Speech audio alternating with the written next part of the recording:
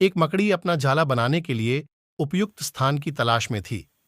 वह चाहती थी कि उसका जाला ऐसे स्थान पर हो जहां ढेर सारे कीड़े मकोड़े और मक्खियां आकर फंसे। इस तरह वह मजे से खाते पीते और आराम करते अपना जीवन बिताना चाहती थी। उसे एक घर के कमरे का कोना पसंद आ गया और वह वहां जाला बनाने की तैयारी करने लगी। उसने जाला बुनना शुरू ही किया था कि वहां से गुजर रही एक बिल्ली उसे देख जोर जोर से हंसने लगी।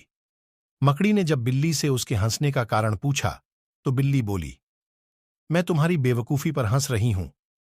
तुम्हें दिखाई नहीं पड़ता कि यह स्थान कितना साफ सुथरा है। यहां न कीड़े मकोड़े हैं, न ही मक्खियां। तुम्हारे जाले में कौन फंसेगा? बिल्ली की बात सुनकर मकड़ी ने कमरे के उस कोने में झाला बनाने का विचार त्याग दिया और दूसरे स्थान की तलाश करने लगी। उसने घर के बरामदे से लगी एक खिड़की देखी और वह वहां जाला बुनने लगी। उसने आधा जाला बुनकर तैयार कर लिया था, तभी एक चिड़िया वहां आई और उसका मजाक उड़ाने लगी। अरे, तुम्हारा दिमाग खराब हो गया है क्या, जो इस खिड़की पर जाला बुन रही हो? तेज हवा चलेगी और तुम्हारा जाला उड़ जाएगा। मकड़ी को चिड़िया की बात सही लगी। उसने तुरंत खिड़की पर जाला बुनना बंद किया और दूसरा स्थान ढूंढने लगी। ढूंढते ढूंढते उसकी नजर एक पुरानी अलमारी पर पड़ी। उस अलमारी का दरवाजा थोड़ा खुला हुआ था। वह वहां जाकर जाला बुनने लगी। तभी एक कॉकरोच वहां आया और उसे समझाइश देते हुए, इस स्थान पर जाला बनाना व्यर्थ है।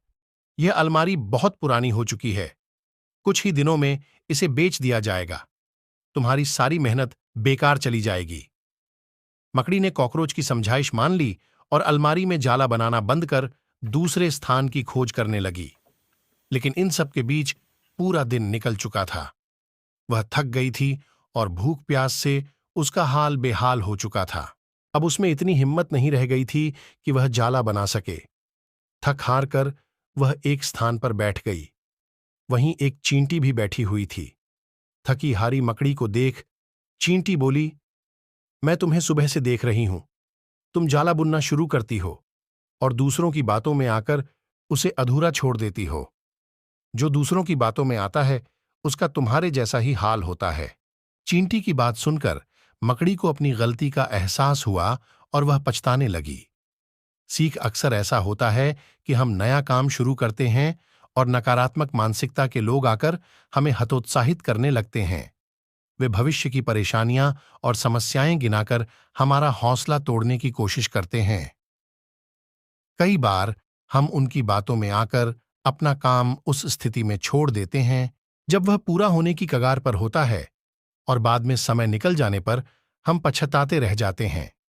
आवश्यकता है कि जब भी हम कोई नया काम शुरू करें तो पूर्ण सोच विचार कर करें और उसके बाद आत्मविश्वास और दृढ़ निश्चय के साथ उस काम में जुट जाएं। काम अवश्य पूरा होगा।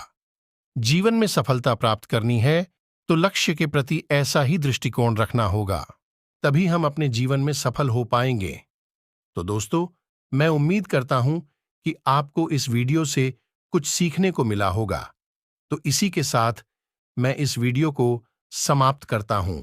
जय हिंद, जय भारत।